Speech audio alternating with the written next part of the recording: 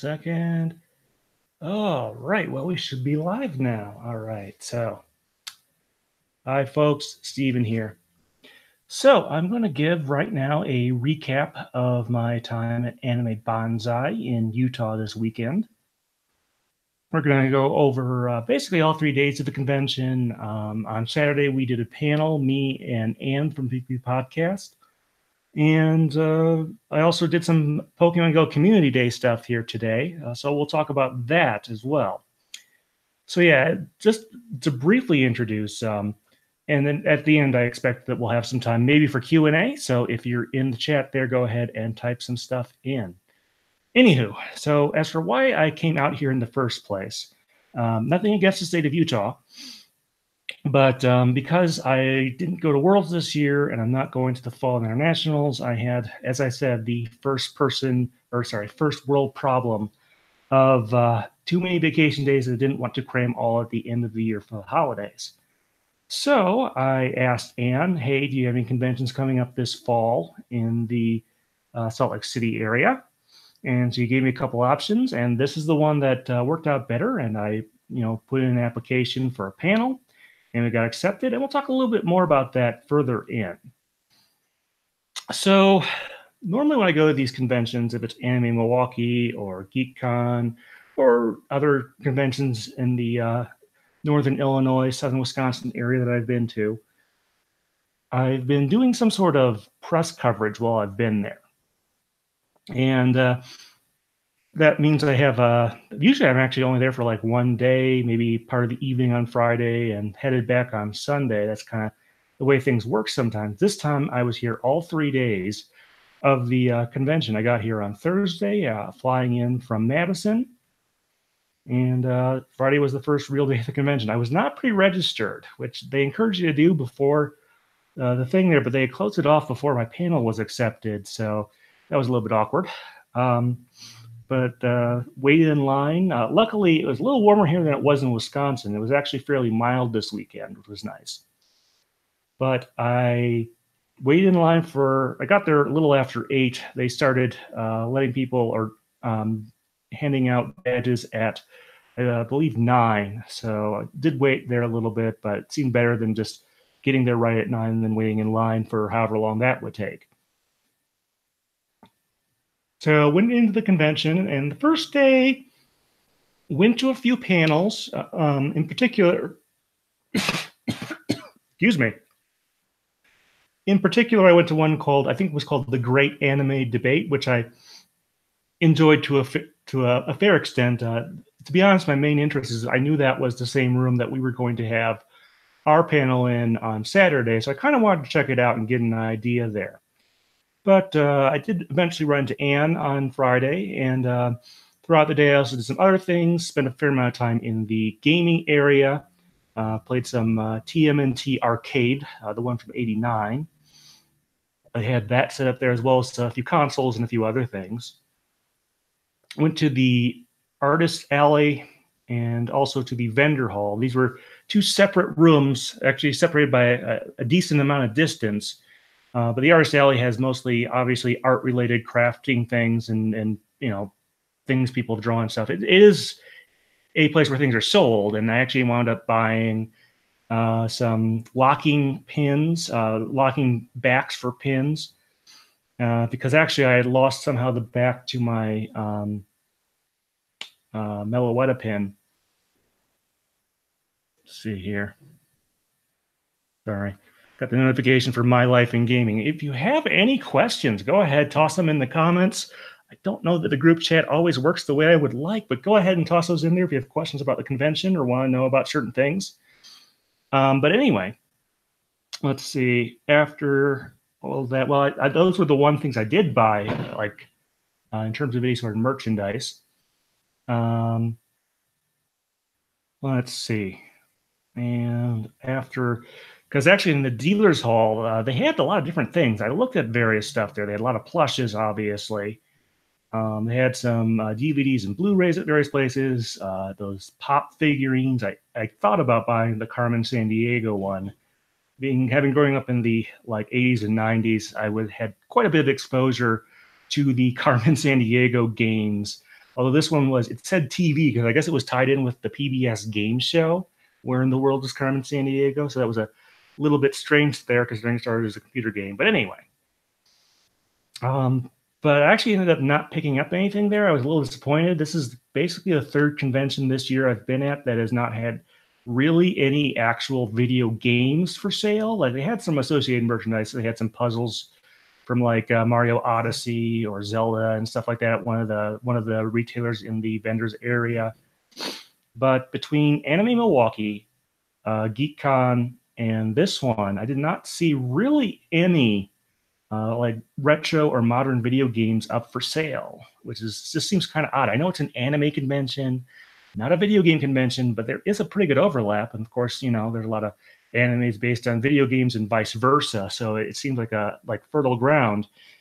But nothing of that sort there, and that was really disappointing. The closest was at GeekCon. They had some framed NES cartridges that one place was selling with reproduction labels and stuff, but I wasn't really interested in that. I like picking up retro games, like I said, and Anime Milwaukee was particularly baffling because their vendor area in Milwaukee is huge. It took up this very large room at the Wisconsin Center in Milwaukee. And yet I found there were people selling manga, selling DVDs and Blu-rays there in Milwaukee. But just like this convention, no one was selling video games, retro or otherwise. And that just seems strange. I don't know if the economics have changed so much, like with online sales or whatever becoming more lucrative, and that's taking up the supply. I'm not really sure. But anyway, that was more or less what I did on Friday. Like I said, I know I went to at least that one panel about the great anime debate. It was kind of funny. I'd get to bring up some Pokemon stuff because they would basically each side they pick two sides, so either maybe two characters from an anime and decide which was better. Of course, sub versus dub, science versus magic was interesting. That was where I got to bring in my favorite, not counting like the sun and moon stuff, but the one I can identify with certainly the most, male traveling companion, Clement, because I brought up that he mentions that the future is now thanks to science, and anyone who is talking about magic is living in the past, of course. So that was kind of funny, I suppose. But yeah, so that was kind of Friday. Saturday obviously was a big important day because that was our panel. And in case you don't remember, Ann and I were doing a panel called "How to End a Pokemon Movie Musically," and so we were. You know, this is for both our cases, the first time we hosted a panel. I got there relatively early, so did Anne, and we went over the logistics. We did record it. We should have, I hope to have it up. This one doesn't follow the usual exclusivity rules. It's not going to be on Anne's Patreon first. It's going to be here on this channel. But I did record the audio and video of it, and I hope to be able to start getting that up by next weekend. Everything seems like it came forward okay. Logistically, the first part of the panel was us going over some of our observations from our discussion series, and I think one of the things we learned there is we need to make sure that we ask more questions, even if they're like yes, no, hands up, hands down questions of the audience. I think it came across as more of an advertisement for our discussion series, which isn't really the intention that we wanted to come along with. But so I think that's something to improve on if we ever do this or another like music related panel again. It took us a little while to set up and get torn down a little bit, not too bad, but I definitely brought more equipment than I realistically needed there. But overall, we didn't get a huge audience. We got maybe a dozen people over the course of the thing there. So, but we got some good feedback there, and I look forward. I don't want to spoil too much. There are some good moments there, but look forward to that in the next couple of weeks to have our panel discussion on the channel. Like I said, hopefully within the next few weeks. So after that, we sort of did our post-mortem, which is where we got some of the things there about things we could improve in the future. And then I took all my recording equipment back to the back to my hotel room, and then came back for the evening. I went to a panel called, I think it was called "So You Want to Be a Content Creator" or something like that. I think it had gotten mixed up with a YouTube for Beginners panel, because they both kind of covered that. And then there was also another, like, how to make money on YouTube and / Twitch panel directly after it. I decided not to go to that one because um, I'm not looking to make a living off of this channel, which is probably for the best. I like my day job. It's very rewarding. But got to talk with some of the content creators they had brought in for that panel yesterday evening. Let's see, and then I guess we should talk a little bit about today. So today, it's been interesting. I've been really tired a lot over this weekend, I think. And maybe it's just, I mean, I've been to like US Nationals and Worlds where I do things, but I don't remember ever really being quite this tired. And I've been eating reasonably well. Excuse me. And I thought I slept okay. I slept in this morning since I didn't have a panel to run or anything like that. But relatively tired this one. I guess it's just because I'm doing more days here anyway. But today, of course, in addition to having the convention, there was Pokemon Go Community Day. And this month, the, I guess, theme, if you want to call it that, is Beldum, one of the semi-rare Pokemon in Gen 3. Not a legendary or mythical, but it's kind of has a bit of a special place there. So that started noon local time. This is in the Mountain Time Zone, and ran through 3 o'clock. So right at the start, actually, the convention center, in case you're wondering what the Pokestop situation is there, there's a couple inside the center and then one for the center itself that's a gym. And like right at noon, I think it was, there was a raid battle that started for a Mewtwo. Now, kind of the problem is I didn't get in with anyone, and it was like, at confession time, never have done a raid battle in Pokemon Go. I know that's kind of sad. Need to be more ambitious, I suppose. But this was like a level 5 raid, like 5 out of 5, whatever on that scale they have. And I definitely wasn't going to try and do it alone. They recommend you have the full complement of 20 people there. So that's really something, I suppose. So I didn't do that, but I did get a ton of Beldum, several dozen actually.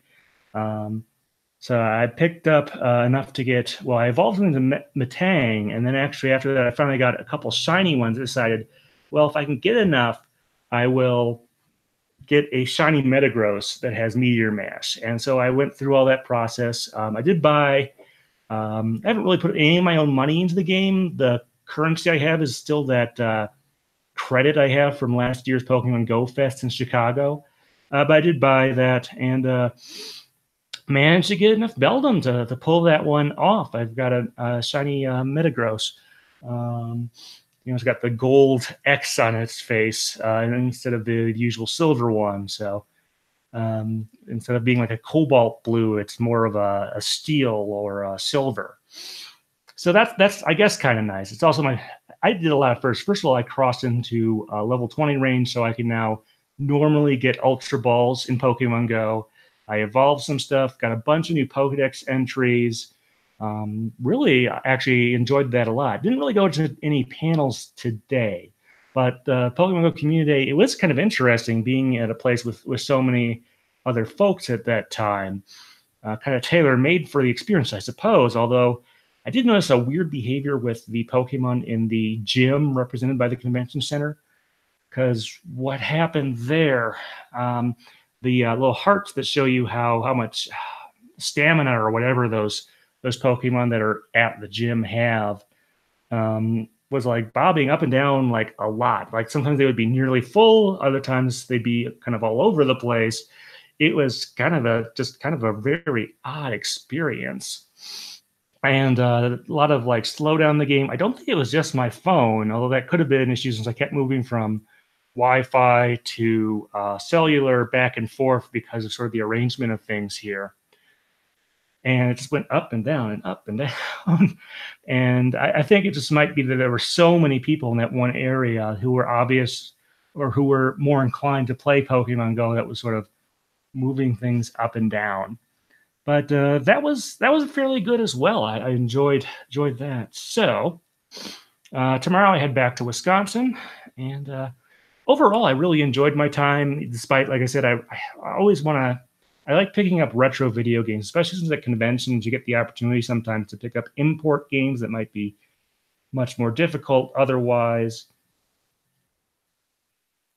Excuse me. Things such as that. So overall, in terms of the size of the convention, I think it might be a little bigger than GeekCon, but certainly not as big as, say, Anime Milwaukee. So I guess that's about right. Certain things were in different proportions. GeekCon has a much bigger video gaming area and probably a bigger tabletop gaming area as well.